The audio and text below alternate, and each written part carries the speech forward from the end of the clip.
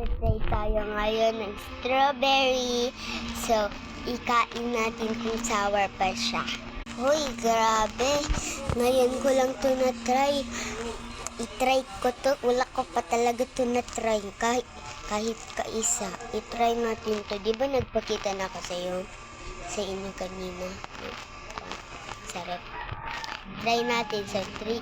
Kasi baka nagalit na kayo dyan. Sige, wait. So, sige. 3, 2, 1. Baka maasim to. Sabi ni mama, maasim daw to.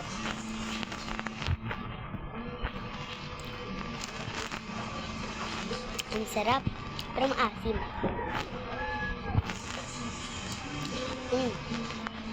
Sarap.